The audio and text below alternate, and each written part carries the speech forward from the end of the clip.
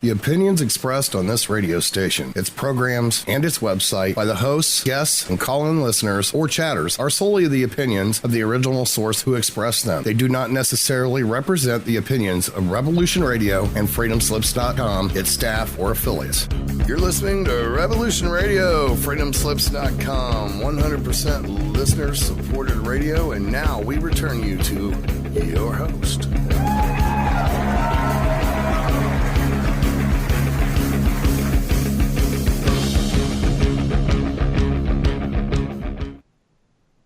Good evening and welcome to The Divine Truth on Revolution Radio with my co-host this evening, Nyssa. Hi Nyssa, how are you? Hi, I'm fine, thank you, Taj. Great to have you on, Ben. Hello, how are you? Just like to introduce our guest this evening. Ben Emlyn Jones is a former hospital porter who gradually came to realise that the world is not as we previously thought.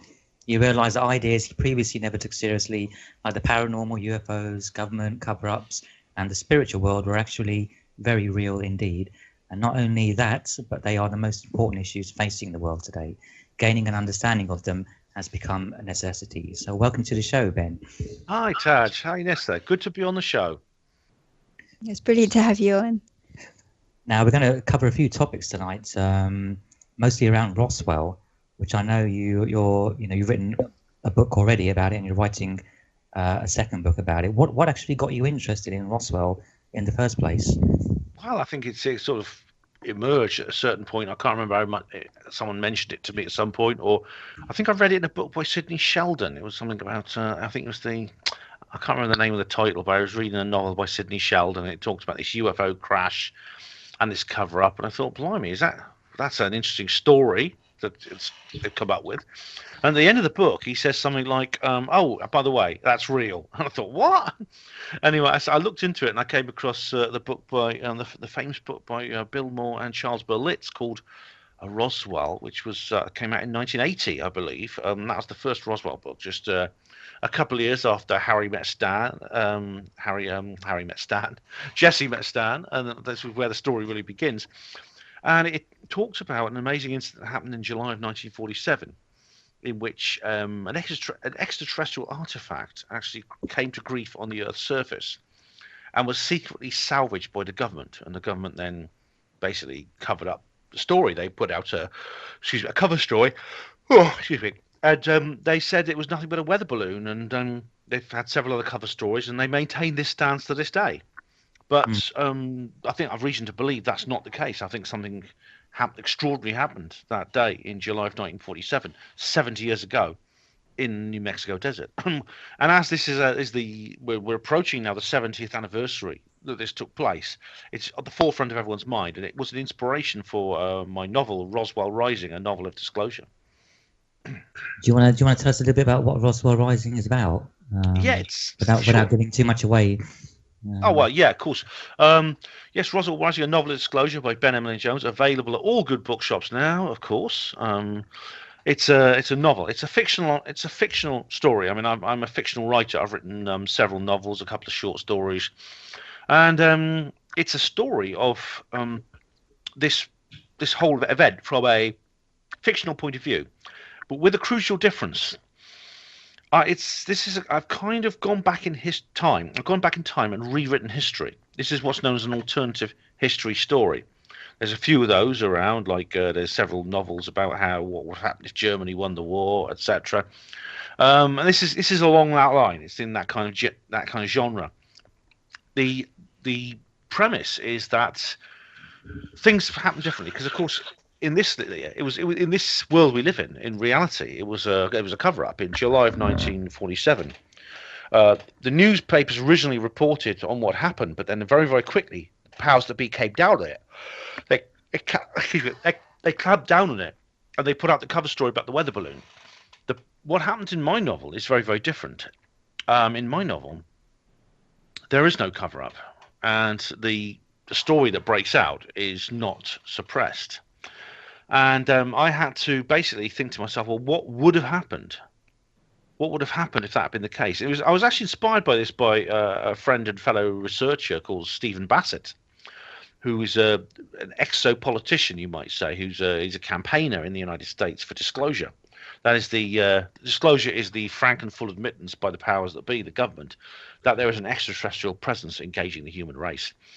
He was talking on a radio show about this, and he said, wouldn't it be amazing if somebody wrote a book in which the truth embargo, as he calls it, which dates back to very precisely to July the 8th, 1947, because this was the day that the cover story began. This is when the government put out the official cover story, which said, nothing happened here, move along, please. He said, what would have happened if it had been different that day? How would the rest of the 20th century, how would the rest of history between then and now for the last 70 years have unfolded if there had been no cover-up in July of 1947? And I listened to Steve on this radio show. He was talking about this on a radio show, and I thought, and Steve said, funnily enough, he said, well, I'll never write a book like that. I can't write those sorts of books, but I do hope somebody does at some point who can. And I thought, well, why don't I write that book? I can write fiction. And so I contacted Steve and I said, Steve, look, I'll write this book. And he says, good, go for it. He's very encouraging. So I put quilt parchment and I started writing. And the final result was my novel. And I'm now working on a sequel, which is called Roswell Revealed, A World After Disclosure. Now, this is proving to be quite difficult simply because of lack of time. Because of all the other things I'm doing, including like yourself, I'm a radio show host and things like that. I found it difficult to put aside time. However, I'm working on it, and I've made a few notes, and hopefully I'm going to get into a position where I can actually write the book. And so there'll be a sequel soon as well. Okay. In the meantime, I published a sample chapter of the second one as well. But read the first book if you're going to read that as the sample chapter. Right, you won't really understand the second book if you haven't read the first one, right? Exactly, same story, but continuation of the same story.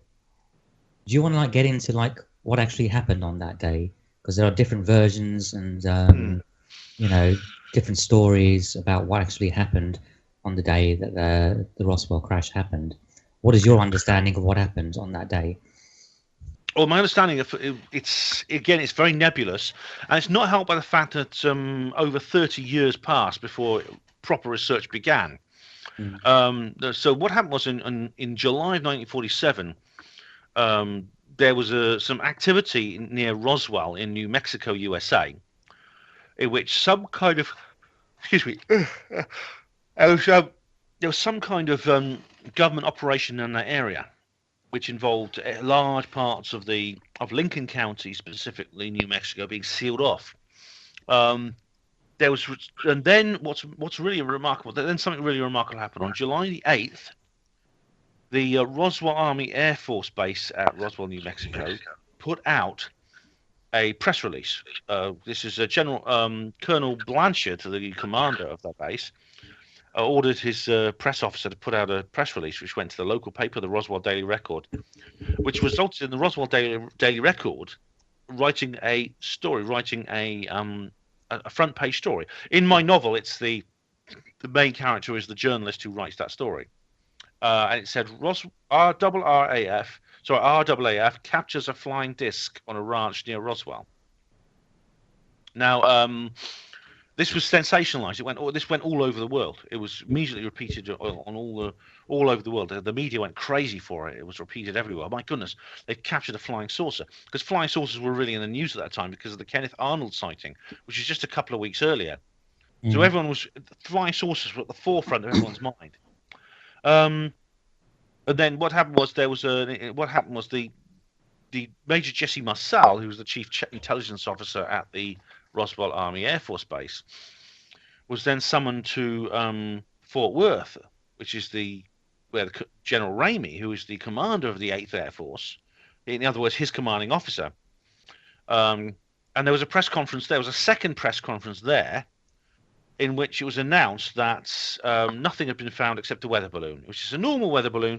And there was a big furore over that. And Major Marcel actually was photographed holding pieces of a completely normal weather balloon. It has, which has a tin foil structure on it, which is a radar target. So basically it has a radar reflection designed to reflect radar, so they can keep track of these things.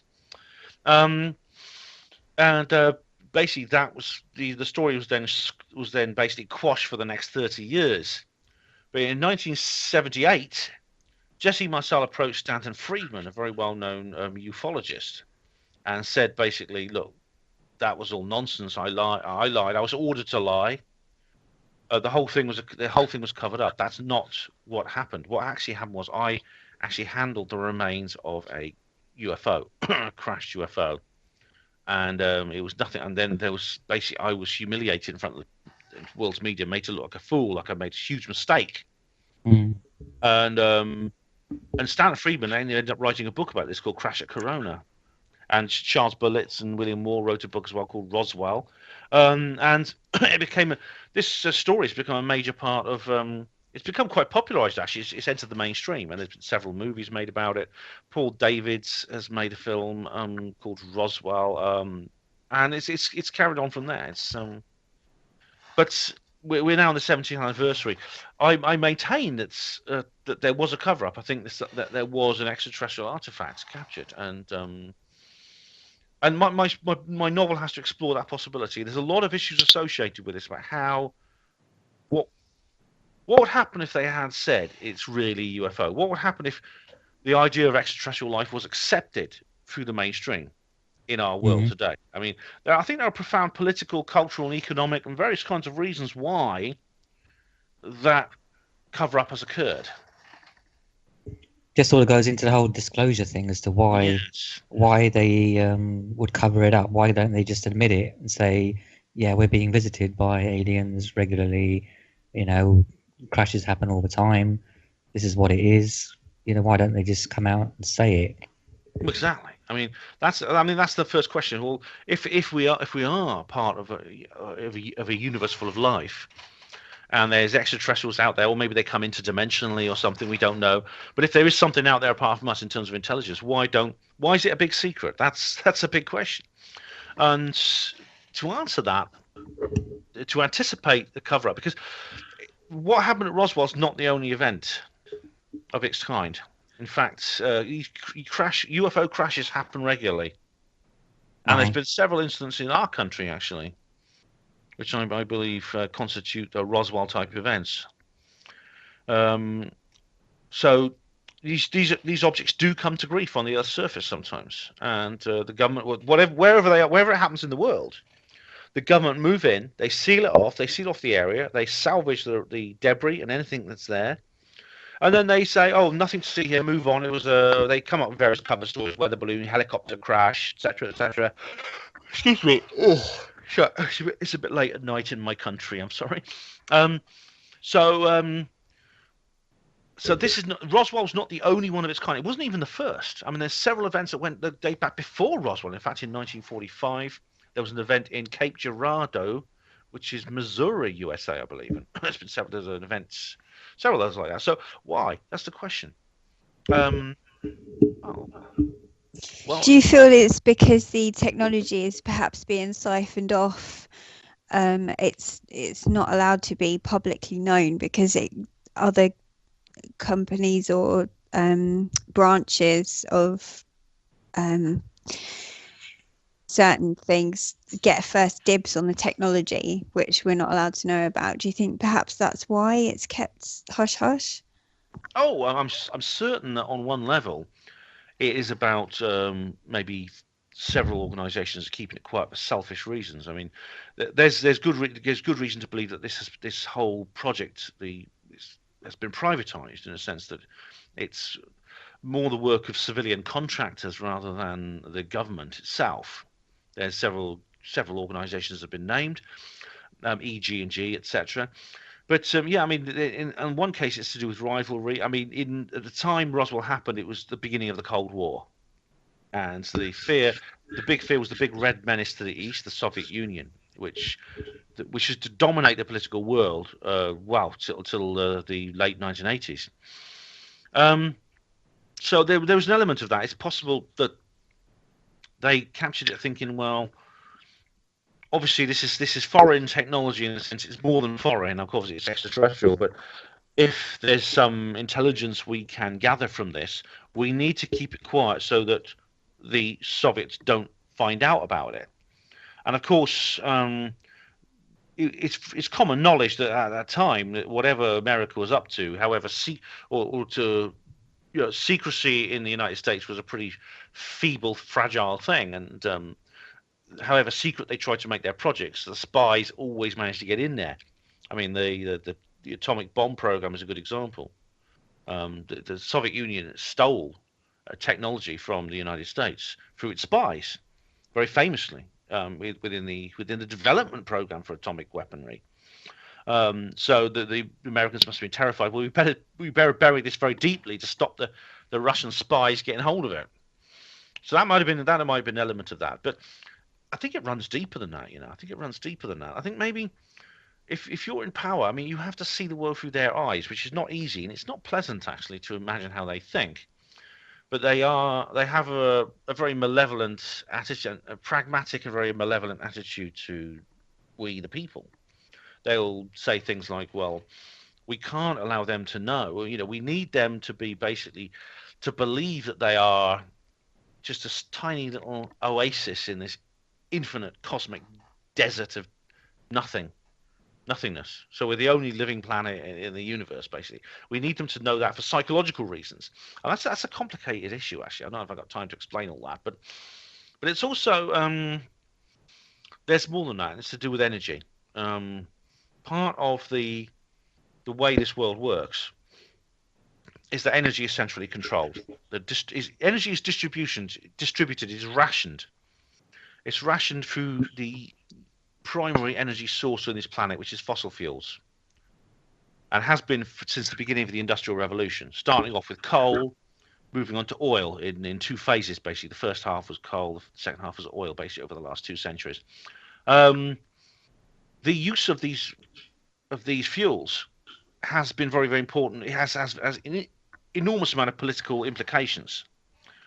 So it's rather like, I suppose it's because it makes us dependent. It makes us dependent on the state in one way or another, through various different ways, through various different streams, for our power, for our energy. So yeah, you have also the religious aspect, the religious control, then you have the financial and the energy control, don't you? So we're dependent, reliant on the system. But if all of a sudden they opened up about these technologies, all of that would fade away. We would no longer be at the top of the pecking order. Yeah, it's multifaceted. Yeah. It is multifaceted. I mean, there are many reasons why this cover-up would happen, and it takes a very, very strategic sort of angle. So it's very long-term thinking. But at the moment, of course, we live in a world in which there's an enormous amount of poverty. There's a lot of pressure on us. Life is a struggle for most people. You have your job. You have to go to your job. You do your job. You have rent to pay. You have bills to pay. You are literally, everyone is like 3 meals away from revolution, as Napoleon Bonaparte famously put it. And that puts us in a position where we are very vulnerable and we are easy to control. It's slavery, basically. It's slavery. It is a form of slavery. It's a more subtle form of slavery than the original definition of the word, the simple bondage of human bondage. We all are, in a sense, slaves to the state. We are dependent on them. For example, if we can't earn enough money in our job, we can't pay the bills for our gas and our electricity, which means we can't heat our homes, which means we get cold. Now we've actually had scandals of old people, especially, seem to be very vulnerable in the wintertime, of dying of hypothermia because they can't heat their homes. They can't afford it on old age benefits. This is what motivated Gary McKinnon to actually speak out about this issue. This is why he actually started researching this eventuality for himself. Now, the reason we have to pay so much money for our bills is because generating energy costs money. Most of our energy comes from coal, which is used to be mined in this country, but the mines are all shut down. It's now imported from Russia. It costs money to generate electricity by coal, It has the side effect is, of course, it's very, very bad for the environment, because coal is, firstly, mining is very dangerous. Coal mining is very dangerous. Miners are, I think they get killed very easily. They get injured and things like that. It's still one of the most dangerous professions you can do. It's they get ill, they get sick from inhaling the coal dust and things like that. Secondly, when you burn coal, it creates a lot of soot, which gets into the environment. It fills the air. You breathe it in. It makes you ill. If you live in an area where there's a lot of coal burning going on, you get sick. You get lung disease and things like that. And it costs money. I mean, renewable energy such as solar and wind also costs money. I mean, this is the thing. These are not essentially replacements as such. The generation, the source of the energy is the sun, the wind, which is free, but there's an infrastructure on top of that. But the point is that if that didn't happen, if there wasn't this need to charge people for this energy. I'm supposing you didn't charge people for that energy. Supposing you gave them a little box, just a foot square, they could put in their house, very low, very little maintenance cost because it's got no moving parts. It's just a very, very simple device. Costs about £80. You put it in your house, it'll give you free, unlimited, safe energy forever in your house. You no electricity bills at all. You just put it in your house and it gives you money. It gives you free heat, power, as much as you like. Now that would be liberating beyond belief. It would free us from this need to pay for our energy. The people who freeze to death, no more old people freezing to death in winter. Wouldn't be necessary anymore. There'd be no more pollution because this would be clean. The air in the middle of a city could be as fresh as the air in the middle of a forest in the countryside.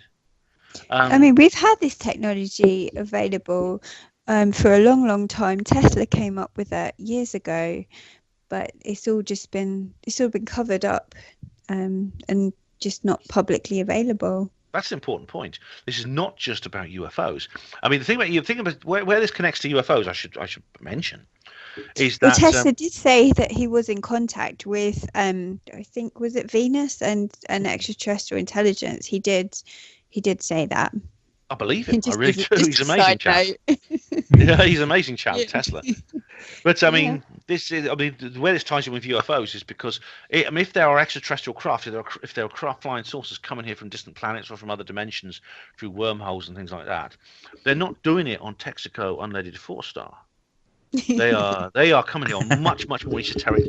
They are using a power plant and propulsion system which is beyond anything that we have, is publicly available on Earth. So, if the government came clean and went public about UFO crashes, they'd have to allow people to examine the wreckage. They'd have to allow open public scientific research into these things, which would result in the technology they use being publicly released. So they don't want that. But I mean, you're right, Nissa. It's not just not just about UFOs. Free energy invention dates back a long way. Tesla actually came up with free energy devices 50 years before Roswell. And this was in the age when coal was the primary fuel source and people weren't really using oil. So we could have actually had free energy before even the 20th century began. We could have had free energy in the late 19th century. You know, in a kind of, we'd be living in some kind of steampunk world. You know, it'd be amazing. But the fact of the matter is they covered it up back then. I mean, Nikola Tesla wrote papers that were classified at the time. In 1898, he did an experiment in California, which involved erecting a huge metal mast up into the sky on top of a hill to try and generate power. Well, basically, all the results were classified. This was in 1898, and they're still classified to this day. Nikola Tesla died in 1943, and he died poor and alone in a little hotel room. And he was in his 70s by then, and he basically had fallen on hard times because Edison, rivals like Thomas Edison and people like that had been taking all the limelight, and he'd been sort of sidelined. Now, even before the undertakers were allowed into the hotel to take his body away, the FBI moved in. They sealed the room, and they confiscated everything in there: his papers, his books, his prototypes, all this experimental work, the whole thing was taken, was rifled, and we don't know what happened to those things. They were locked up somewhere. They're still locked up now. So yeah, this cover-up has a very, very long history, and so we're living in a world now which really is deprived. We're living in a deprived world, a world in which could be so much better if only it wasn't for this cover-up of free energy. Just imagine if you had all the energy you needed, completely clean, completely safe, completely free.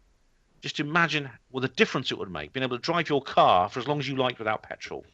We mentioned heating your homes. It means that you could. This would end poverty, would end famine, because a lot of famine is simply caused by a lack of rainfall. We're dependent on fresh water, you see, from freshwater sources, rivers and things like that. Now, a lot of famine in the world is caused by lack of rainfall, which causes a breakdown of the farming infrastructure. Now, supposing you could actually use desalinate seawater. Now, you can desalinating seawater is easy, but it can't be done on a large scale because it costs too much money. Because you need this fossil fuel energy, which costs money. They have to build. They have to build people for it. But suppose you have free energy, you could irrigate farmland in the middle of deserts using free energy to desalinate seawater. You'd have a virtually infinite supply in the oceans, and you could pump it inland thousands of miles through pipelines for almost no cost at all to wherever you wanted. It could be in the middle of the Sahara Desert. It could be in the middle of the Australian outback. It could be anywhere, and you could have farms which would grow as much food as you want. And if you, together with the sort of hyper powerful fertilizers like terra preta and things like that, I mean that's a long story, but there are fertilizers that you can use as well. I mean, basically, this would end hunger. No one would be hungry. No one would be poor. A whole world could enjoy a high standard of living. So you think that, well, I mean, if I was in government, I'd say, well, let people have this. Then, they'd be really, really pleased. But then, of course, when we had all this, the government, that we start then thinking, well, do we really need these overpaid, underworked bureaucrats in Washington and Westminster? Maybe we could do without them. Yeah, well, I think it's not really the government's decision. I don't think. I think it's above them. Oh yeah, super government. Yeah. Yeah, I mean the shadow government, or whatever you want to call them, whoever you want to call them. They're the ones who make the real decisions, and if they say it's not going to happen, it's not going to happen, really. Absolutely. But I think the whole point with disclosure is you can't just disclose UFOs and not disclose everything else. You have to disclose everything. You can't say, okay, we have UFOs and we have the technology to relate it to that. But then you have, everything else: medicine, free energy, food, environment. All this stuff that we could benefit from. It has to be disclosed as well. And I mean, the talk that I went to with you a few weeks ago, where Steve Bassett was talking about disclosure, and he was talking about how you get to like a congressional barrier, where you get to a certain point with disclosure, and then it doesn't get any further. And that's where I think the shadow government sort of says, no, go away, kind of thing. It's not going to happen. And I think he's done it, like he's got to that point like a few times before, including, everybody thought it was going to happen during the Bill Clinton administration, and that he was going to be the one to disclose, all that kind of thing. And it never happened. But then I think he tried again after that, and it never happened again. So I think while you have people in the shadow government, which is obviously run by corporations who want to make money, while that shadow government is there, it's never going to happen, as far as I can see. I don't know what you think about that. Yeah, I mean, this is an issue with me over which I'm split in many ways. I mean, you're right about I should mention a bit about the corporations. I mean, on one level, the problem is that it's so wide ranging, and there's an infrastructure of control. I mean, what Richard Dolan calls the breakaway civilization, which is which has different motives for doing the same thing. For instance, you mentioned the corporations. I mean, if we had free energy, you'd have to basically, the transformation would be enormous in terms of the economy because of the oil companies. The use of oil. People say oil is the biggest industry on earth. No, it is industry. You'd have to go up to the chairman of Royal Dutch Shell and say, sorry, your services are no longer required. And you'd have to say, well, don't worry, mate. You can make candles need oil. You can bring out Shell candles. They smell nice. They're pretty colours. They won't stain your wallpaper. Come on, guys, get with, adapt. No, I don't think so, Taz. I don't think that would happen. They will work very hard to put a boot on the back of the neck of every of this thing.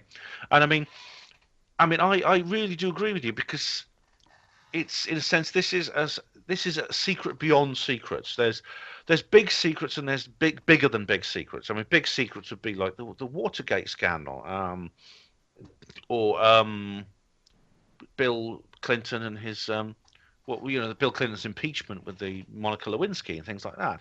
The media goes crazy over things like that. The media goes crazy over MPs' expenses, about MP with a duck pond in their garden and things like that. I don't believe the political structures of this world have the capacity to absorb a revelation of this magnitude, which is beyond anything they have any kind of precedent for. And of course, the government are gonna have to stand up there if Steve's right, and I don't think he is. They're gonna have to stand up there and say, look, all right, UFOs are real. We've known about it for a long, long time. But free energy is real, because, of course, as you said, it's a domino effect. You just made that point. You can't just disclose a little bit and then leave it at that. You can't just drop a few hints and say, look, we're not going to tell you anything else, guys. Because then that's a red rag to the bull for news for journalists. You know what I mean? No. They can't do this. They're going to have to come out clean on all or nothing. It's all or nothing. And it's not just the problems that I've already envisaged. The problems would be enormous. The transformation of the world economy from a petroleum economy to a free energy economy would mean basically a complete reversal and a complete revolution of world power. India and China would become, with their huge populations and enormous resources, would dominate the planet. Things like that. The United States was no longer, you could argue USA is no longer a superpower. It would certainly not be a superpower in a free energy place. It has no industry apart from armaments and oil, basically. It would be a complete alteration of the world economy. And it's not just that. It's not just that. It's the fact that they're going to have to admit that they've known for so long. And they're going to have to admit that they knew. It's not just Roswell, you see. It's not just, we got it from aliens a few years ago. They're going to have to say, well, yeah, but we also got it from Tesla 100 years ago. They're going to have to say, look, we kept it quiet. We did it. And what kind of spin doctor could dig them out of this? We kept it. What would they say? We imagine them writing this speech. Well, we kept it quiet. We did it for your own good. And they'll say, not really. We actually. How on earth can they possibly pretend they did it for our good when you consider the suffering that has emerged of this deprivation? They're going to have to say, look, we did it for our benefit, not for yours, but we'll make it up to you. We'll bring back school milk. Can you just imagine it? Can you just see the look on people's faces? I know, this is another issue, isn't it, really? This is what I've had to think about when I was writing my book, my novel. I had to think, how on earth would this possibly happen? Ben, have you researched the case of Valiant Thor? He was known as the stranger in the Pentagon, and the movie The Day the Earth Stood Still was based on him and his story. Have you? I've heard the name Valiant Thor before. I don't think Valiant Thor. I'm familiar with the book, you should do. Yeah. It's a really interesting story. Basically, a strange man appeared. I think it was outside the Pentagon, near the Pentagon. He was arrested. He was detained. He was adamant that he'd come from Venus, and of course, no one believed him, obviously. And he had all the technology, blueprints, schematics, and everything for all the technology you're describing. There would be no illness. There'll be free energy and all the rest of it. And basically, the United States said no, because our whole economy will collapse. And so instead of trading with him and his buddies, they chose the Greys and their dealings, which was an exchange for genetics and technology and a whole different ball game. But it's a really interesting story. It sounds right on my street. It's called The Stranger at the Pentagon, or in the Pentagon. is the actual title of it. But his name was Valiant Thor, and there's plenty of photos of him, of the actual man. And he had a female friend. It was either one or two female friends with him, and they were all adamant that they were from Venus, and they vanished as soon as the United States said no, we're not going to take you up on your offer. They vanished from where they were detained in the Pentagon. It was all very strange, but that's what that movie was based on. The fact that on the day the Earth stood still, the alien basically was penalised and treated quite badly, and even shot. And I'm not sure if Valiant Thor was shot, but I know that he was treated very badly in the beginning. And then they made friends with him, and then they didn't want his technology, and so he disappeared again. But it sounded very human. It's a very human reaction to him. That sounds fascinating. Yeah, I'm familiar with that story. I think he came during the Eisenhower administration. He approached Eisenhower's government saying, I can provide you with free energy, orbit technology, and he basically he could foresee the way things were going with nuclear weapons and such, and he wanted to provide a solution to the world where we didn't need nuclear and we could have free energy and all this kind of stuff. And I think one of the things that he wanted us to do was to get rid of our nuclear weapons. And I think that may have been one of the reasons why we told him to go away, kind of thing, because we were in the middle of the Cold War. The Russians had nuclear weapons, and everyone, and all that kind of thing. So to get rid of the nuclear weapons in the 50s would have been completely impossible, really, for the Americans to even consider something like that, I think. I've heard of Valiant Thor. I've heard the name, but I didn't know about the story. But that's a fascinating story, and it doesn't surprise me. It sounds just up my street, because there is talk of extraterrestrial entities visiting humans and visiting humans in power. Of course, the day the Earth was still. I mean, the film came out a little bip earlier. It came out in 1950. Brilliant movie. Brilliant. Excellent, and it follows that kind of story about the alien that lands, and Klaatu, the alien, he is shot, and he's shot by because people panic and shoot him. But I mean, the only unrealistic thing about that was if an alien, because in this film, the flying saucer lands in the middle of a park, in the middle of a city. Now, if that happened, of course, there'd be a big cover-up. They'd seal the whole place off, and they'd say, "Nothing's all right. A weather balloon came down here, guys." That's what would happen in real life. But it's interesting. There are occasions when extraterrestrials have approached, and very often they do warn us about the use of nuclear weapons. I mean, a very, very convincing example was actually reported by Air Marshal Sir Peter Horsley. Now, he was a World War II fighter pilot and an ace. He was an ace in World War II, and he was also on the organising committee of NATO after the war, and he was put in charge of Strike Command. So basically, he was in command of the squadrons of bombers that carried the nuclear warheads, nuclear weapons in the early Cold War. So he's not exactly some loony. You don't put a guy with his finger on the button. Some called a nut. You don't put nut jobs in that kind of work. Like Captain Robert Salas is another good example of this.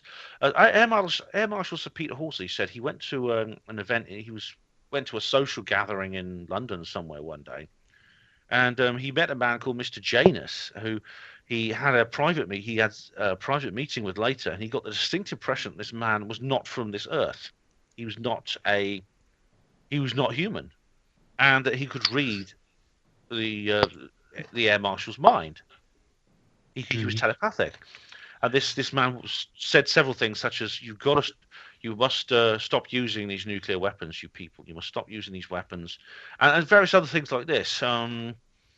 It was very because in his autobiography, Sounds from Another Room. This was reported on by Timothy Good, who knew Air Marshal Sir Peter Horsley. Again, this guy is as sane as it's possible to be sane, because because of the nature of his job.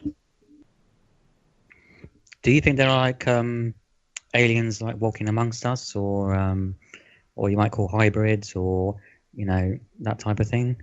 Yes, absolutely. I I met one. I've known several actually, and one of them, and I have several reasons to thinking that there's several reasons I believe they're not properly human. One was someone I've met several times actually, and she was at the UFO Truth magazine Southern Conference a couple of weeks ago, and All she has right. a very unusually shaped skull. Her head is a very, very odd shape, and it's very similar to the Star Child skull, which Andrew Johnson talked about at that Yeah. event. This is Yeah. a skull. This is an amazing skull. This skull was found in Mexico in 1930 by a young girl. Basically, this girl didn't really think much about it until she was very old, and she kept it in her attic for most of her life. But then, when she was very old and she was going to die, she gave it to someone from MUFON, who then passed it to someone called Lloyd Pye, who researched it. And this skull has been DNA tested. It has been examined by medical experts. It's not human. It is of some kind of other being. It's possible it's a hybrid. We don't know. Originally, they thought it was a hybrid. They're not so sure now. Now they think it's completely alien. But Yeah. this woman I met had she said, "Oh, I've got the same kind of head as this creature," and she allowed me to feel her scalp, and there's no doubt about it. Her skull, or it's partly, not completely. Obviously, you'd be able to tell by looking at her if it was completely like the Star Child, but it's very similar to the Star Child, and she has some very, very amazing abilities. For instance, she's magnetic. She can metal things stick to her. I've seen her do this. Right. So does she actually look human though? Yeah, Does she she look looks. human? I mean, to look at her, she looks completely normal, human. Right. But I don't believe she is. I mean, and there's several people. I met another guy who seemed to be able to read my mind. Very funny. He looked at me and he seemed to know what I was thinking.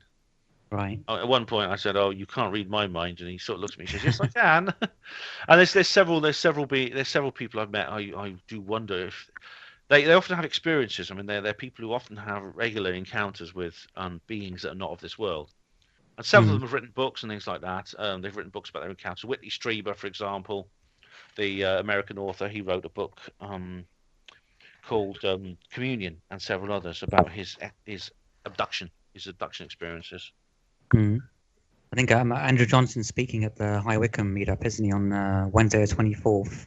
Yeah, he's going to be doing a presentation on the Star Child as well. So if there's any of our UK listeners, want to come along to High Wycombe, so Wednesday the 24th. I can't remember the name of the pub. What's the name of the pub? Where it's at? It's called the Bricklayers Arms. The Bricklayers Arms. Arms. High Wycombe. Yeah, that's on Wednesday evening in High Wycombe for anyone who wants to come along and see that presentation. It was very good at the Truth magazine conference. I quite enjoyed that presentation. Go ahead, Ben. What are you going to say? I was saying, in a sense, this is disclosure, as Andrew says. Yeah. This is proof of the existence of extraterrestrials. And there's no denying the evidence, absolutely no denying the evidence. I mean, another thing that Andrew's discovered, well, he and his colleague Dr. Judy Wood have discovered, relating to the free energy issue, is that when the shadow government classified and sequestered this energy from whichever source it was, Nikola Tesla, other free energy inventors, extraterrestrial artifacts, they didn't just sit on it and keep it away from us. They turned it into a weapon. They've turned it into a devastating weapon, which has the potential to be so destructive it would even dwarf that of nuclear weapons. And we know that it exists because they've used it. We've seen it used, I know that it was used on 9/11 to destroy the World Trade Center. There's no doubt about it. I mean, the evidence is overwhelming that this weapon was used to destroy the Twin Towers on 9/11. Yeah, definitely. Another subject I want to touch upon, which is sort of linked to Roswell, I guess, is the alien autopsy. And I know Colin Wolford has done he's got a group on Facebook all about alien autopsy and done presentations on it. A lot of people say, well, the video for the alien autopsy is fake, and other people do believe that it's real. What is your opinion on it? Well, it's interesting, actually. I mean, Colin's a good friend of mine, and we both, you and I, as you know, both went to High Wycombe Paranormal to see him speak a couple of weeks ago. Yeah. Colin, I've discussed this with him. Now, the alien autopsy is very interesting. I mean, Colin, unlike Colin, I actually do believe it was faked. I believe it was a concocted film. I know that because I've looked into it. I've looked into it in detail. I've even spoken to some of the people who claim to be involved. And there's a story is too. It's too deep. It's all the sort of loose ends are there. People like Philip Mantle have investigated this, and they've uncovered all the loose ends that you would expect to find if it was a fake video. And so a fake movie was made by several people, Spiros Molaris, Ray Santilli. They got together basically in the 90s and decided to make a fake alien video.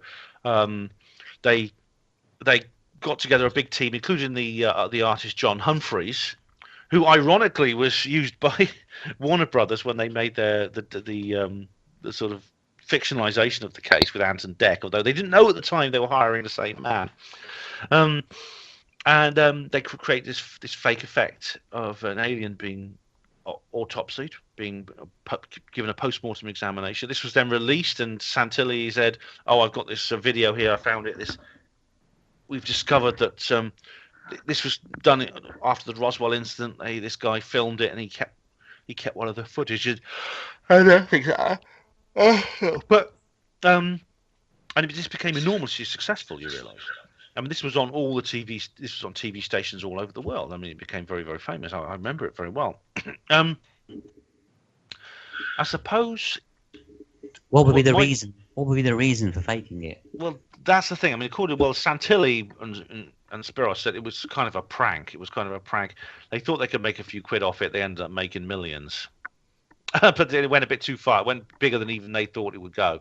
But I do wonder, actually, if there was, I don't believe it was created by the shadow government or the keepers, the secret, the breakaway civilization, the keepers of the truth embargo, as Steve Bassett talks about it. But it may well have been streamlined on its way to success for a particular reason. And the reason it is because what happened was in the late 1980s, the Cold War ended with the Gorbachev and Perestroika, which eventually led to the dissolution of the Soviet Union. Yeah. At the beginning of the 1990s. Now, when that happened, Russia descended into chaos. The Soviet Union had a massive intelligence agency, the KGB. These were the spies who got hold of all the atomic secrets in the 1940s. A very, very successful, very efficient, and very, very, very, very powerful intelligence agency. They had a massive number of files in their headquarters. Now, basically, when the Soviet Union collapsed, the KGB collapsed, and they abandoned their headquarters in Moscow, and people would just walk in there and take all the files out, and these files ended up on the black market.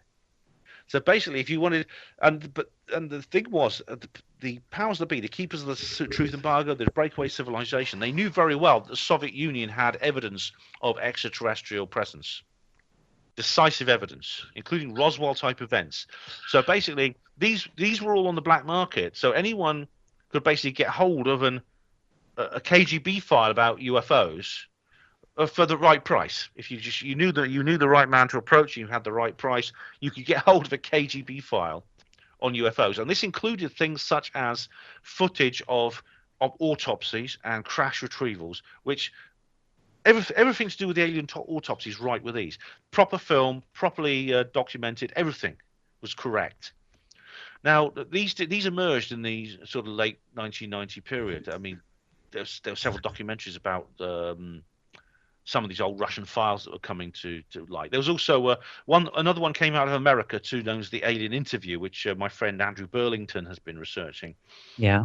This is a very convincing, I think, video, far more convincing than the alien autopsy.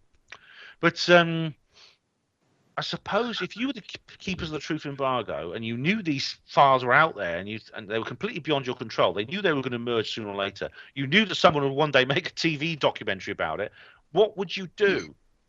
And the answer I would say is, well, let's put an alien autopsy video out there, make it very famous, and then reveal it as a fake. And once you've done that, it puts the message in people's minds.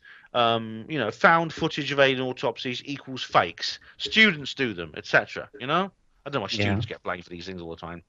Yeah. So it discredits the whole alien thing, doesn't it? Really, by doing that.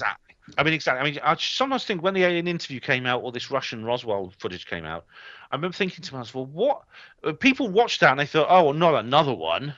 We've already had that with that damn film with the alien autopsy. That was fake. This is going to be fake too. Oh, dear. Now, just imagine there hadn't been an alien autopsy. I think the alien interview and these other things would have been publicized far, far more.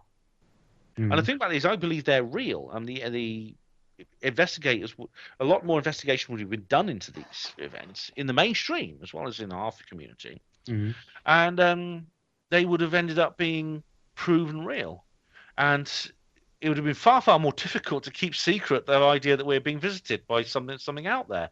But with it, thanks to the alien autopsy, the waters were muddied well and truly, and confusion was set in, and no one really took these other, much more convincing pieces of evidence seriously. Yeah, but there were beings recovered, weren't there, from the Roswell incident? Is that right?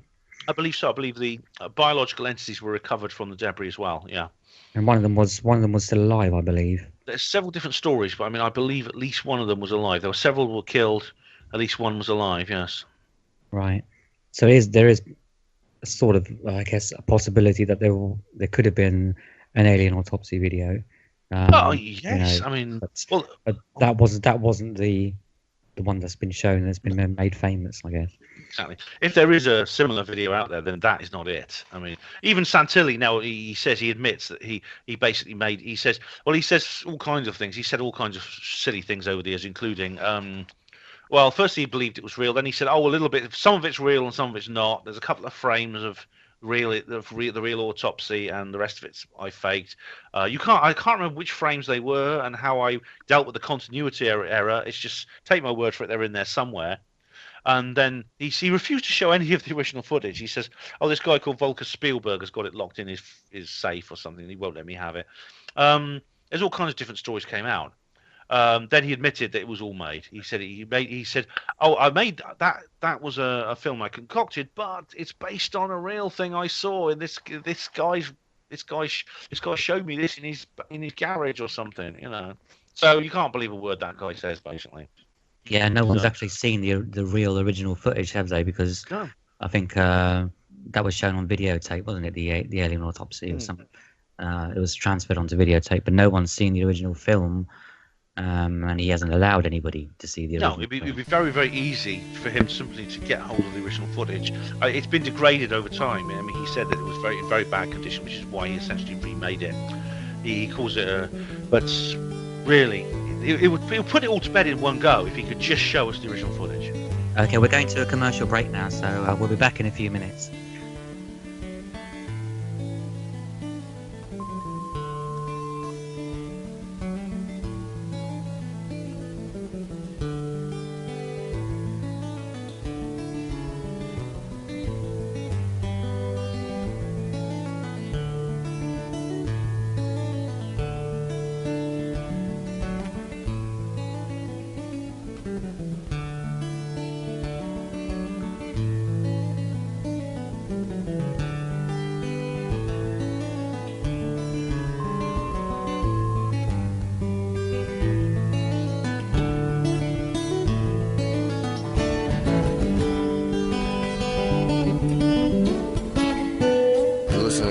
Radio at freedomslips.com, and we'll be right back after this message.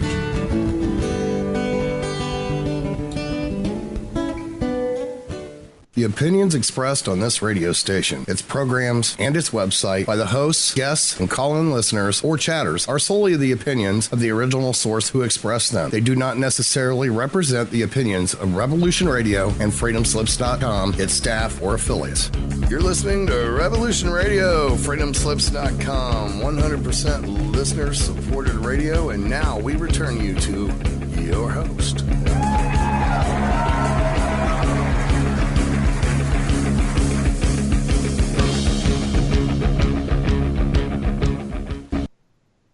And welcome back to The Divine Truth on Revolution Radio this evening with my co-host Nyssa and our guest this evening, Ben Emlyn Jones.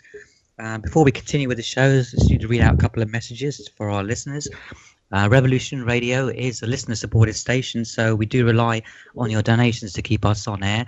please go to our website, freedomslips.com, and go to the Support Us section, where you can make a donation, either a one-off donation, or you can join our monthly support club, where you can make a monthly donation starting at only $10. You can also buy one of our seed packs, starting at only $60. All of our seed packs contain non-GMO, non-hybrid heirloom seeds, starting at $60, $100, and $200. So please, again, do support the station by visiting freedomslips.com and making a donation. I'd also like to talk about a little bit about the conference that I'm holding on July the 15th in Reading, where one of our speakers is actually Ben. Ben Emlyn Jones will be speaking there. We can maybe talk to him a little bit about what he's going to be talking about. But you can buy tickets online now at awakon.com. It's also on Facebook as well. If you search for Awakon 2017, you can find details of all the speakers.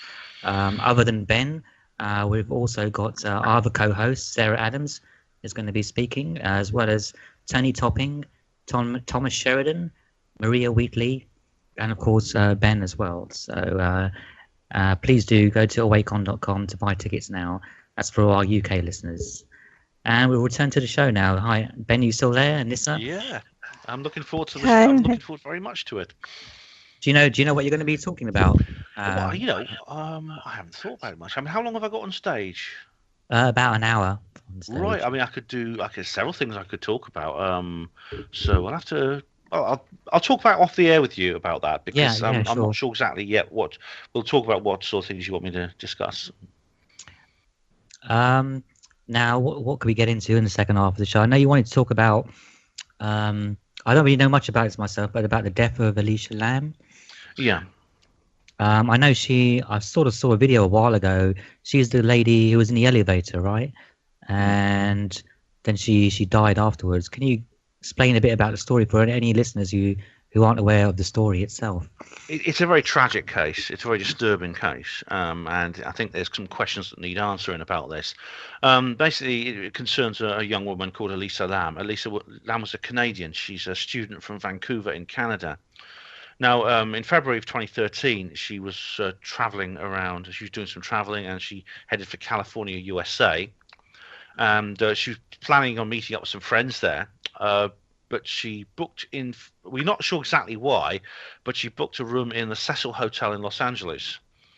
This is a hotel with a dark reputation. It's it was built in 1927. Originally, it was quite an upmarket, posh place for business accommodation, but it went a bit down at heel as the area declined for economic reasons. But there's an unusually high number of murders there and suicides, and it's been home of 2 serial killers, which is a massive statistical aberration. So she booked into the Cecil Hotel and booked a room there, and something strange happened one night. It happened in February 2013. She entered. She came back at night one evening, and she disappeared. No one knows exactly what happened. She wasn't in her room. No one saw her. They called the police. The police investigated. They couldn't find her. They didn't know where the hell she was. There was a CCTV recording, which is basically the last time Elisa was seen alive, was on the CCTV recording. It was made in the hotel's lift. And watching it makes my skin crawl. It's unnerving. It's very unearthly. What happens is she doesn't just get into the lift and press the button for her floor, as you'd expect. The lift would go up and she gets out. She gets in, she presses the button, and she appears to be acting very strangely. We know she was taking antipsychotic medication at the time, and she was suffering from some mental problems. So we know that, and antidepressants. She was taking antidepressants. But this doesn't quite explain what happened to her. She seemed to have some kind of seizure.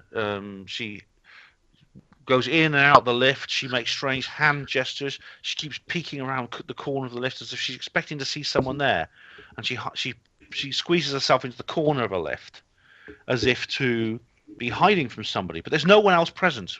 No one else is present anywhere. It really looks like someone's trying to drag her out of the lift, is what it looks like, from what I've seen. It's very bizarre. Extremely. And what makes it even more bizarre is that there's evidence to suggest that CCTV footage has been tampered with. The time code has been blotted out.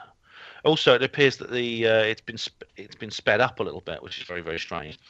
Now, nothing happened. She went missing, and the police investigated. And suddenly, the other guests started complaining that there were plumbing malfunctions. The water was of a poor quality. The water was smelling, and it was dirty. It tasted strange.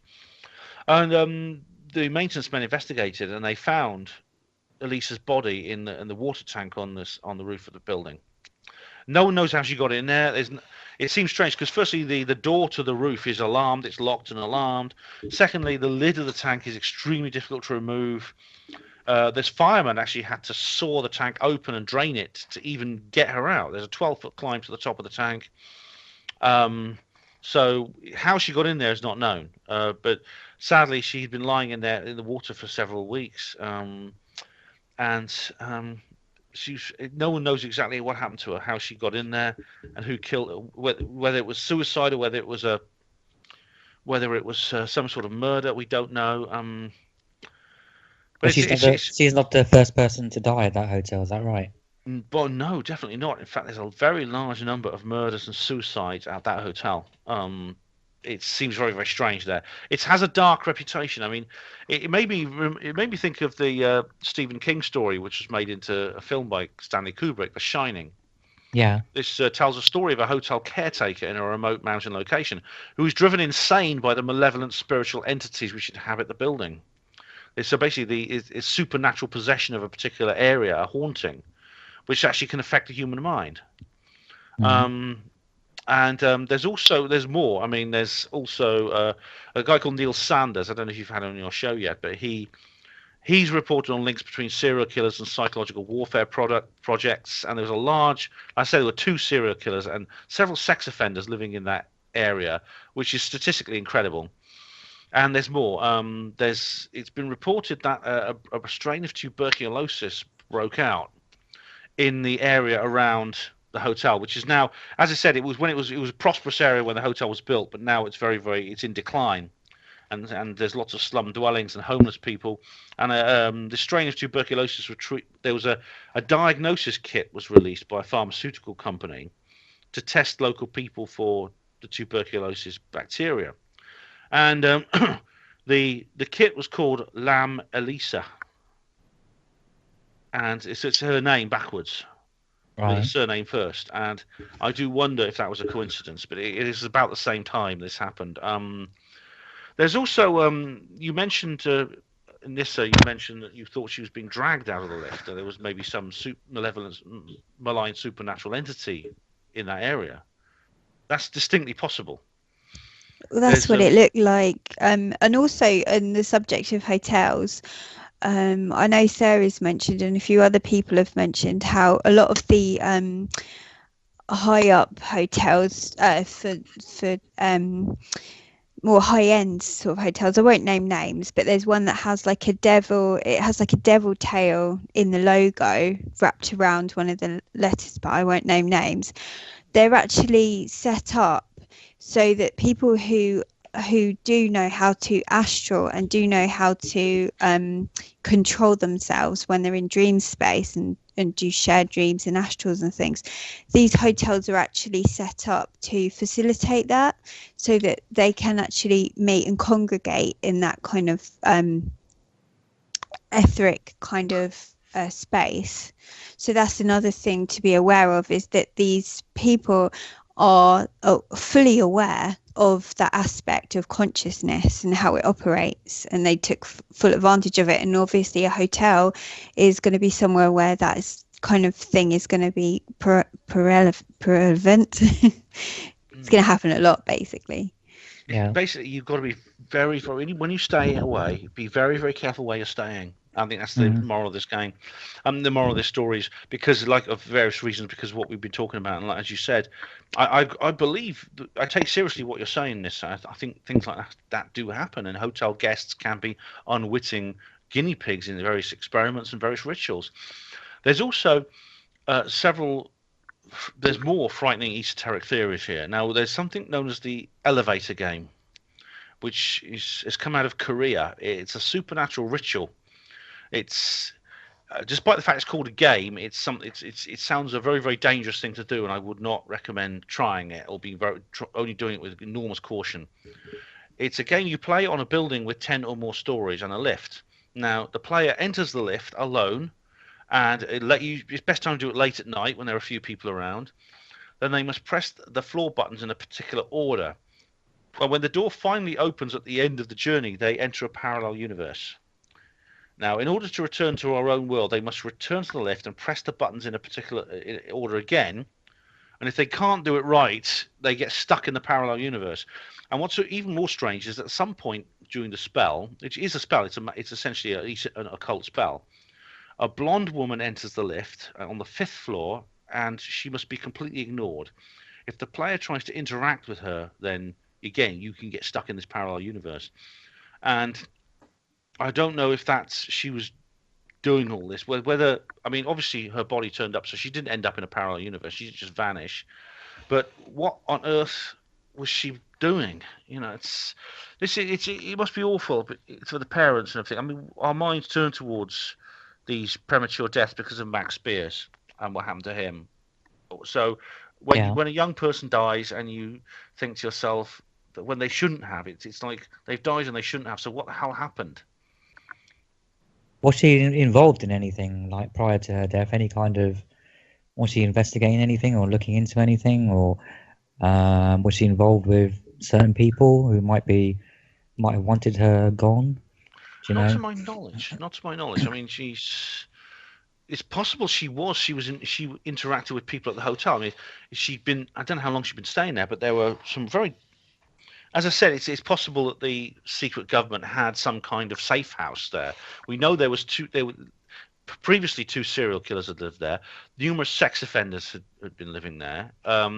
It does look as if the hotel was some kind of safe house for some kind of covert government operation involving psychological warfare operation. That's what it looks like.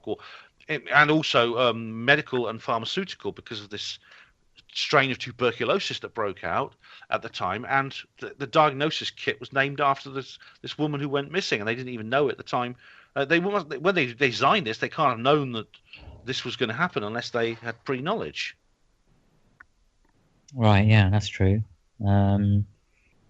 Yeah, it is a very strange sort of circumstance, I guess, but I have heard that, even in hotels they do, maybe in the higher end hotels or whichever hotels, they experiment on the guests, things like sleep deprivation and drugs in the food and all kinds of stuff like that, I think there was a movie about it. I can't remember what the name of the movie was, but there was a movie where that happened, where they were like experimenting on guests in a hotel. I don't know if you've seen that, Ben. Oh, there's several horror movies set in hotels, and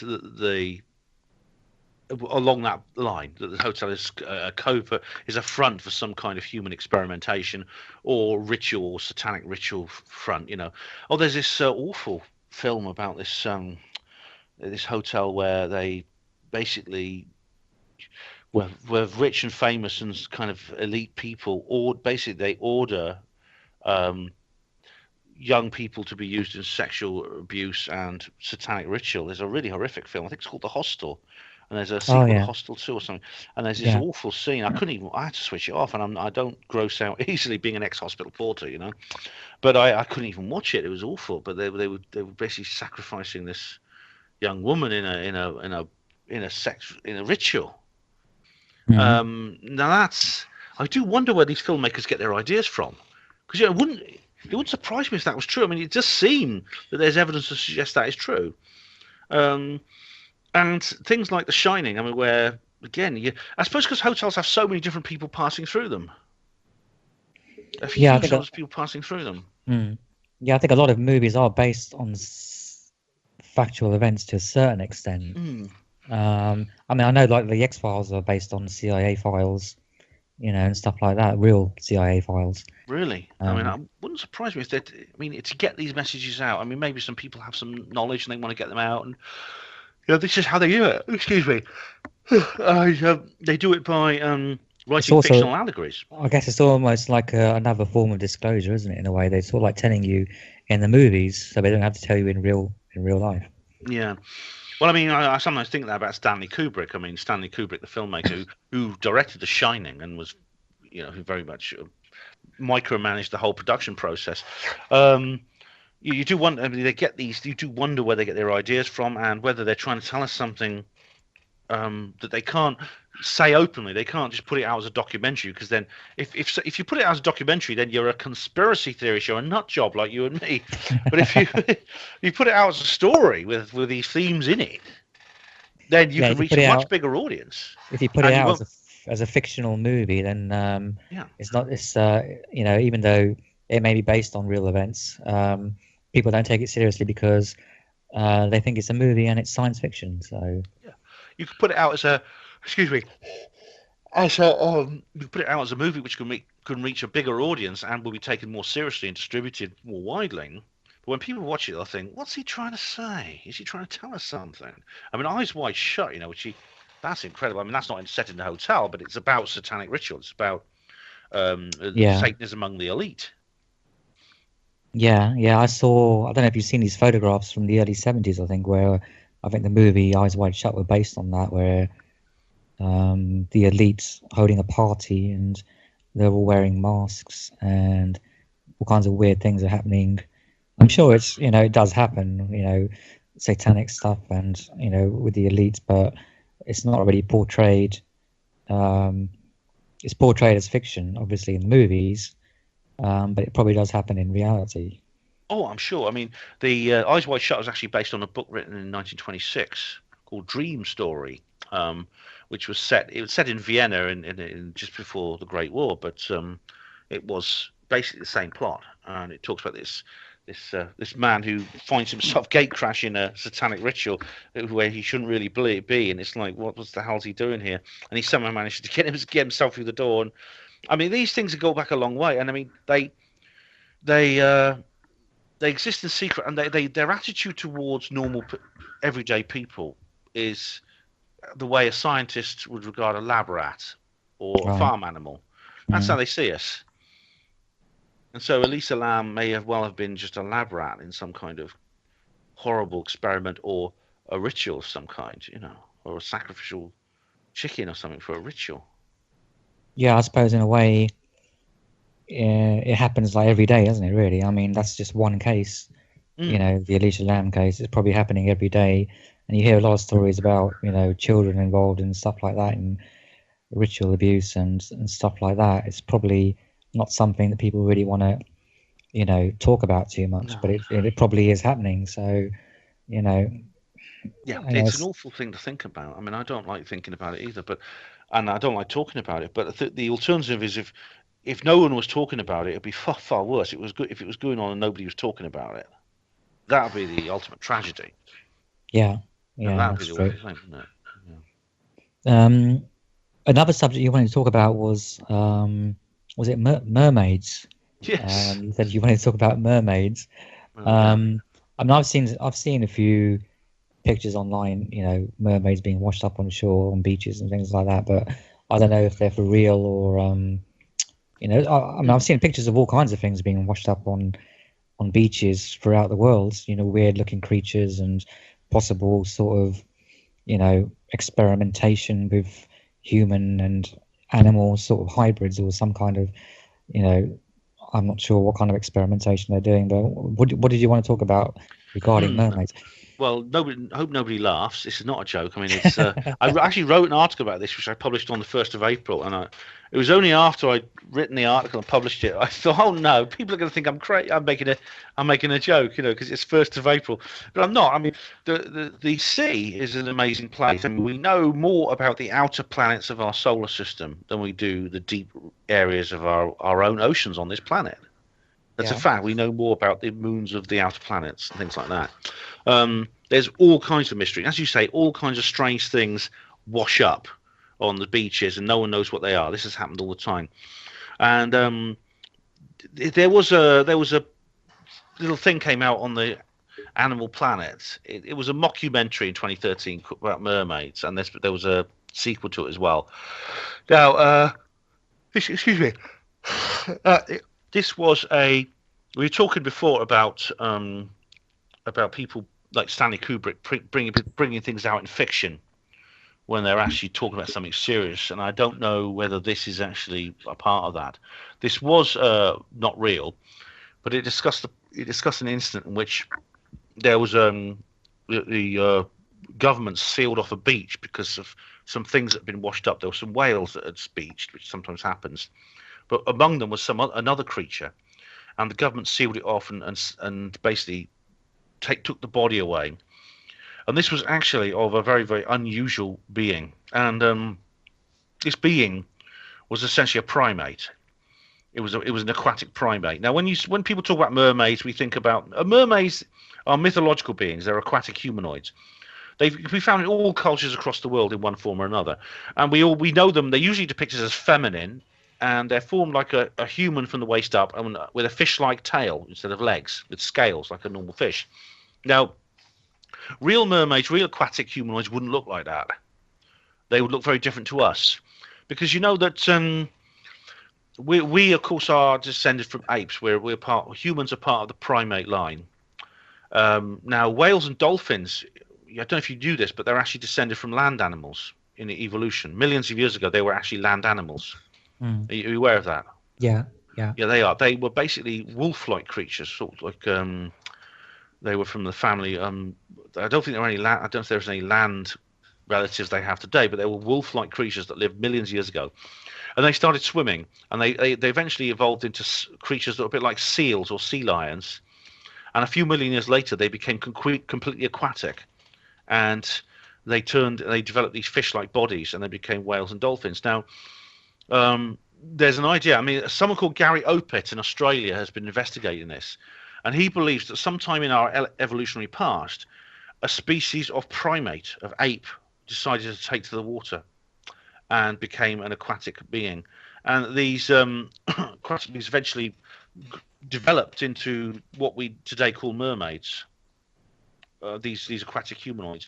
And if these creatures exist, then the government obviously are keeping it quiet for whatever reason, I don't know. But maybe we can discuss that in a minute. But I wanted to talk about a particular event that was actually published very recently. It was published in Zimbabwe News Online, which is Zimbabwe's principal internet newspaper, and it reported that 2 young boys had been killed by a freshwater mermaid. This happened at a reservoir in the Gokwe township of the Midlands province of Zimbabwe, in southern Africa. These 2 boys were basically looking after a herd of cattle. Their parents run a farm. And a mermaid jumped out of the water and seized them and took them into the water. Later, it returned them alive, but then it came back and grabbed them again and killed them. Now, what's weird is that the tone of this article is very, very odd, because the article in the newspaper was not published on April the 1st. It came out a couple of weeks earlier. It was the police are investigated. Assistant Inspector Ethel McQuendy of the Midlands Provincial Police investigated the incident and is taking the story seriously. And I think maybe there is a reason to take it seriously too. It's possible that these aquatic humanoids, some of them live in freshwater areas, and Africa is an absolute cornucopia of these things: cryptozoological, UFO, paranormal related phenomena, because a lot of it goes unreported or minimally reported because of the lack of communications infrastructure. But that's now changing, because more and more Africans have access to telephones and the internet, and more of these stories are leaking out. And there's been several of these over the years. So the question, I suppose, would be, again, you asked this about UFOs, you've got to ask this about mermaids. If mermaids exist, why is the government keeping it quiet? I don't know if you've had any thoughts on that. Go ahead, Nyssa. Oh, I was just going to say, have you guys seen the footage? It was a while back now, and it was taken by it was a submarine, very, very deep in the ocean, and they kind of looked like very pale white people with like no hair, and their hands were kind of like flippers, but they still were like fingers, and they were kind of like really white looking. Have you seen that at all? I've not seen that, but I mean, I've heard of such things. I mean, there's a very, very convincing evidence that's been put out by Paul Stonehill, the Russian. He's Russian despite his English name. About some Russian Navy divers who a few years ago came across a very large humanoid in Lake Baikal, which is this huge lake in Siberia, in Central Asia, and they were basically training and they came across this giant aquatic humanoid while they were underwater. And it sounds similar to what you're saying. Yeah, because they have a name for them in Japan. I've forgotten the name of it now, but they have a name for them, and they just look like human beings, but their skin's completely white, and they have no hair. Their fingers are kind of like flippers, and then they have like the whole mermaid tail thing. Some of them have legs that are more like tail off into like flippers, but they're still legs. But what it really made me think of is if we have undersea bases like military, of course they're going to be meddling with genetics, because that's all perfectly legal now under the Human Genome Project. And of course they're going to be putting like say dolphin DNA, human DNA, all of that together to experiment. And no one is so deep down, no one's ever gonna see or notice what they're up to. Yeah, I mean, whatever's being done secretly, whatever's been done openly, such as the Human Genome Project and things like that, and the new licensing for human embryonic research and things like that, is whatever's being done openly in that respect is being done in 10 times more developed. It is 10 times more developed in the secret world, and probably it's been going on for 10 times longer. Oh, definitely. You know? I mean, we mentioned Max Beers. The late Max Beers has talked about this, about the various covert government installations in which secret science is being done. And I've reason to take him seriously. I really do. And he and other witnesses, I've got a lot of reason to take them seriously. I think it's quite likely this is the case. You can imagine if they can do it, they will do it. Basically, I mean, they're not going to be stopped by conscience. What's going to stop the government from carrying out covert human research? You know, they're not. The conscience certainly not. These are psychopaths. The law? No, they're above the law.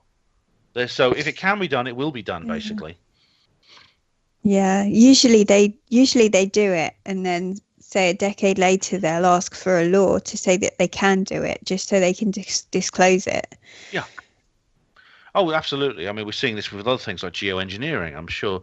I mean, it's they may well be breeding some kind of various kinds of beings. I mean, some of them they may want to use. They may be experimental weapons or super soldiers, or which are aquatic in a sense, that can swim underwater and that can do things underwater. Do you know what I mean? It's yeah, but then obviously we have evidence now that human civilization seems to build itself up and then destroy itself in waves.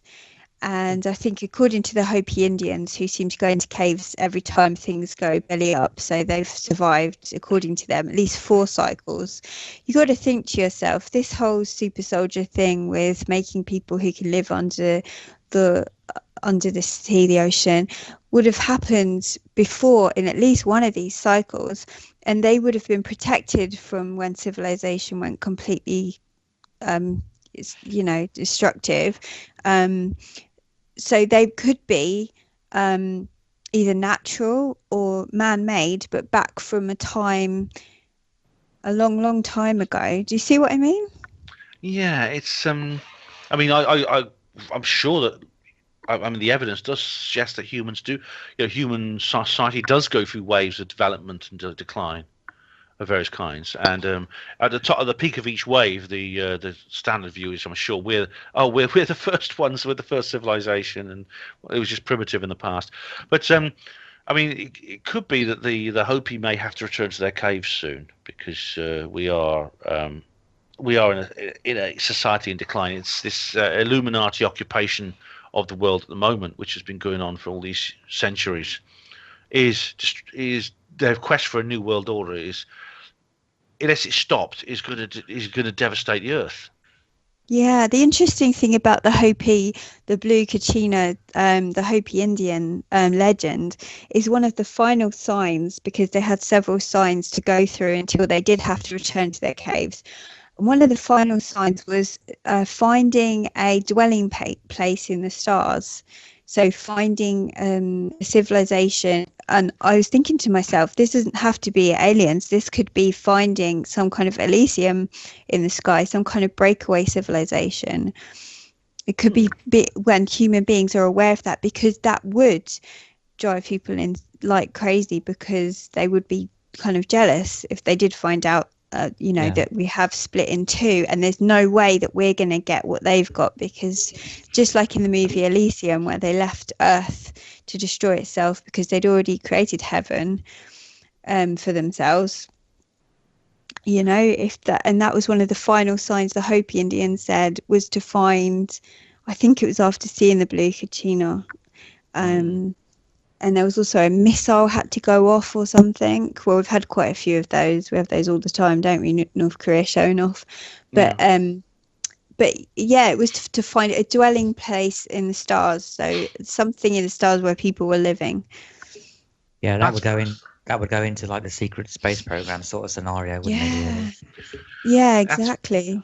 It's extremely interesting, because we've just got to a situation where the dwelling place in the stars. I mean, obviously, they're not going to come clean about UFOs. I mean, I don't believe they'll willingly disclose.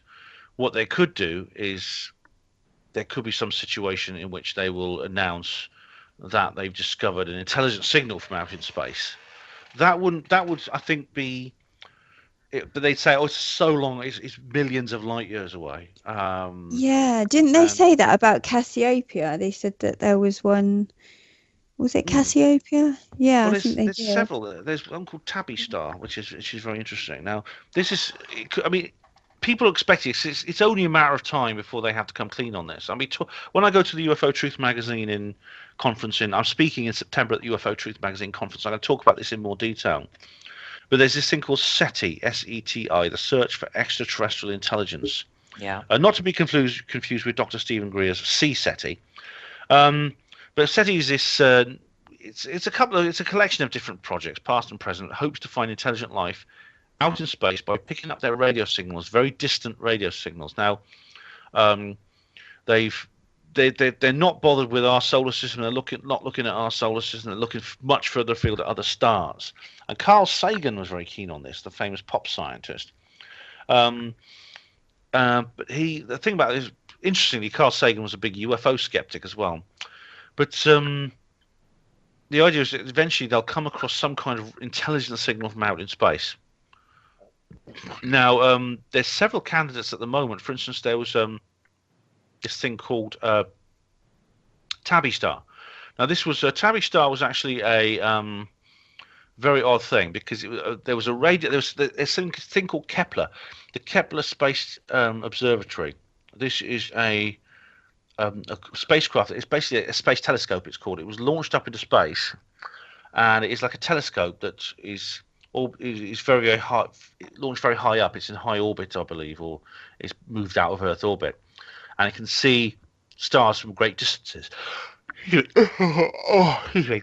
And it's come across a particular star on the cusp of the northern constellations of Lyra and Cygnus. It's about 1,400 light years away. You can't see it from the naked eye, but it's this star is surrounded by a collection of multiple objects. Now, this is a bit strange, because Dr. Tabitha Boyadian, who actually headed the team, she published a paper about this, and she couldn't work out why there was all these objects surrounding this star. It's a very, very strange thing,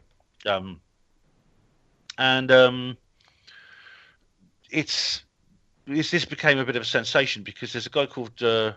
Fred Dyson, who was a part of the original SETI program, who theorized long ago that if you were looking for intelligent civilizations out in space, one of the things you should look for is a large number of large objects surrounding the stars. because he believed that a very, very sophisticated alien civilization would actually be able to build structures, artificial structures, that were essentially like giant solar panels, which were so big they were bigger than planets and would be easily visible even from beyond the Earth.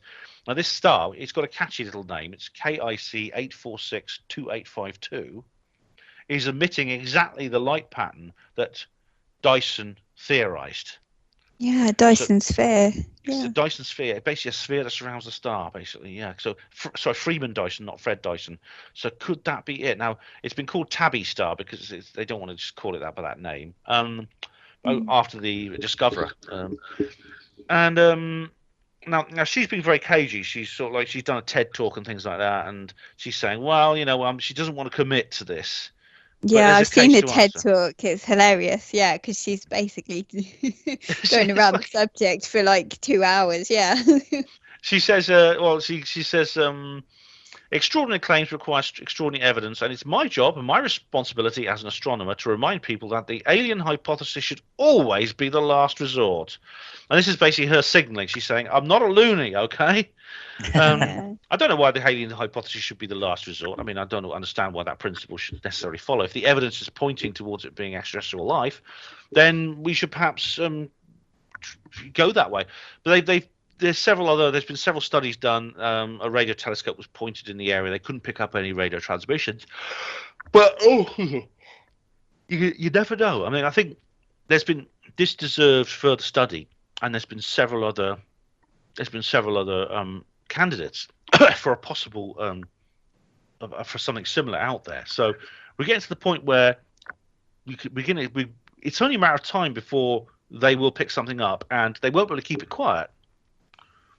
It's just you can't keep secrets in space. This is the thing. Astronomy is the world's only truly democratic science, because all the data is above our heads, and you can't suppress things in astronomy. It's not possible. There are too many telescopes. It's not just the different telescopes that belong to different academic institutions. It's the amateurs as well. It's a massive. It's a major participatory science. Where lots of ordinary people have telescopes. They go out in their back garden at night and they look up into the sky. What do you think about the idea that there is some kind of covert secret space program already in operation in our solar system? I mean, I spoke a little bit about this with John Lear when he came on the show, and he was talking about they have massive sort of planet-sized mirrors that can hide planets, that can hide ships and all kinds of things. What do you think about that idea? Well, I'm no doubt there is a secret space program. Absolutely no doubt. I mean, everything goes towards it. There's lots of whistleblowers, people like Dr. Ed Fouché, who sadly has just passed away, and others have talked about this. I mean, and the development of free energy, as it's been revealed, it leads to the fact that if someone was to develop these abilities, anti-gravity propulsion systems, free energy power plants, it's almost inconceivable you would develop these things and that the breakaway civilization would not try to use them. Yeah. So I expect that they would have done. They would have developed craft. See, these are crafts that could travel. Rockets. We're never going to go to the stars in rockets. We need something much more sophisticated propulsion systems. I think NASA is NASA's a bit of a joke, to be honest. But NASA is the public face of what NASA is intended to cover up. And so, as with the Russian space program and the space race, intended to cover up what's really going on. I mean, it dates back a long way. I mean, the Nazis made enormous advances in the 1930s and 40s before they were destroyed in World War II. There was things like this thing called the bell. I don't know if you've heard of the bell. I mean, I know about the Nazi bell, and was it Witowski talked about it at bases last year. Absolutely. I mean, that I don't believe that was simply lost. All that technology was simply lost. We know. I mean, SS General Hans Kammler, the director of the project, he disappeared. Now, people say, well, he just got killed or something in the war, but maybe he was a covert part of Operation Paperclip. I think it's quite likely that he, like many of these other Nazi scientists, was actually moved to the United States and to Russia, and some of them went to Britain as well. America got most of them, and the Russians and the Brits got some. America got most of them, where they basically went and worked there. Now, the most famous of these is Wernher von Braun, the designer of the V2 rocket, which devastated London in the World War II. This ballistic missile that devastated large parts of London. He was then sequestered to NASA. He developed the Apollo space program that sent men to the moon, or perhaps didn't. That's a subject for another time. But it's the thing is, a lot of the others were given. He operated openly, but many of the others were basically given fake identities. They given new names, new lives, and they were basically working secretly for the government under new names. These are people who should have gone to Nuremberg and to the trials there, but they didn't. They were spirited out and given a new life. And Kamler may have been one of them. And I think that it's quite likely that, in fact, it's more than likely that the United States developed, and possibly the Soviet Union and Britain as well, to a small extent, developed these anti-gravity propulsion systems in secret and have used them. And we know they've weaponized free energy because of what happened to 9/11. It's quite likely they have also secretly developed craft. It's possible that some UFOs you see are not actually extraterrestrial; they're actually covert government military craft. Yeah, I think the idea that the Americans and Russians and Chinese are all enemies, when it comes to like something like a secret space program, they would all be like working together, I guess. Oh, in a way. They're enemies. They're presented as enemies for public consumption. Yeah. Whereas in secret they were not. They were controlled. All those nations have always been controlled by the same forces, the same shadow government. Yeah, exactly. Yeah. It's provable. Yeah. It's provable that they engineered things such as the Bolshevik Revolution, which is we're in the centenary year of that, which created the Soviet Union. They bankrolled the Nazis. So they create these enemies, and they tell us we have to go to war against them. Yeah, but it goes into like the disclosure thing. I mean, they would have to reveal the secret space program as well. If they revealed aliens, UFOs, and we've been working with them, we've developed our own secret space program, and we've been using free energy. We've been living on other planets in our solar system. We've been traveling the solar system and the galaxy and whatever. It would all have to be disclosed, to the public, and I don't see that happening. How could they possibly avoid doing that? I mean, once they come clean about what they've been doing, people are going to ask, well, what in this century or more that you've been developing this in secret, what have you been doing behind our backs? What progress have you made? And they're going to have to admit things like that they perhaps built the structures that Donna Hare has reported at the 2001 disclosure press conference. She saw, when she worked for NASA, she saw structures on the moon which were airbrushed out. They were doctored before the images were published. Yeah. They're going to have to say, well, yeah, we got bases on the moon. They've gone to Mars. I'm sure they've gone to Mars. They've probably gone to other planets as well. They may have even gone interstellar, and they've kept it from us. They can't possibly wriggle out of that revelation. This brings us back to disclosure. This is why perhaps willing disclosure cannot possibly happen. I mean, I always think maybe it will. Will it? I mean, when Steve talks, he makes it. He's so persuasive. There's a part of me that thinks, what if somehow it could be done? You know what I mean? Yeah. It's a forlorn hope, but it's a difficult one really, because the only way I see it ever happening is, if we come to a brink where we're going to wipe out the planet, kind of thing, like World War III, and they have to step in, kind of thing, to stop it, and then they would have to reveal, the technology and everything else. But I'm not sure if that will ever happen. Or, I mean, there's several scenarios where it could happen, but they're so unlikely to happen that I don't see it. I don't see it happening in my lifetime. Maybe in our children's lifetime, it might happen. Yeah, it has to, because I mean, we're getting to the point now where they're going to try and drag us into the New World Order, and it's literally, we've only got perhaps a few years left to put a stop to it, because it's getting so desperate now. It's getting so desperate. I mean, the level of control and the level of authoritarianism in the world, in terms of politics, is growing and growing every day. The level of internationalism in politics, the rate of environmental destruction. I mean, even whether or not you believe in that carbon dioxide is the cause of global warming or climate change, even if you don't accept that, the devastation that's been done to the environment is threatening life on Earth. It's threatening all of life on Earth. We're getting to the point where we can't. It's coming to a head, basically. It's going to happen in the next few years. It's going to go one way or the other. Either things are going to start getting better very soon, or they're going to get worse and worse and worse. We're at the kind of like crossroads right now, I think. Yeah, I agree with you there. And the next few years will probably be the most interesting, I think, to see which way it goes. It'll either go, a really bad way or a really good way. But I only see the bad way coming, to be honest with you. Really? From the way the world is at the moment, I don't see anything good happening anytime soon. Anyway, it's looking pretty grim, isn't it? And I mean, I think it's a privilege to be alive today. It really is at this time, because it is such a to play a part in this drama is so amazing. I mean, I don't know whether there are hopeful signs. There are hopeful signs that people are becoming harder to manipulate, and that several of the power structures appear to be losing control. I mean, several things have happened that made me think that perhaps the power structures are actually losing control. One of them is Brexit. Yeah. I don't believe Brexit was intended. I think the powers that be tried there desperately to prevent the Britain leaving the EU. Yeah. The EU is very important. The EU is a stepping stone to full world government. And when it didn't work. It didn't work. I don't believe they wanted Donald Trump to become president either of the United States. And they tried so hard. I mean, I think they've managed. They seem to have got him into a corner now where they are managing him. So they've struck back. But the thing is, they always have a plan for whatever scenario. The elites, cabal, who we want to call them, they always have a plan. So it doesn't really matter who wins the election.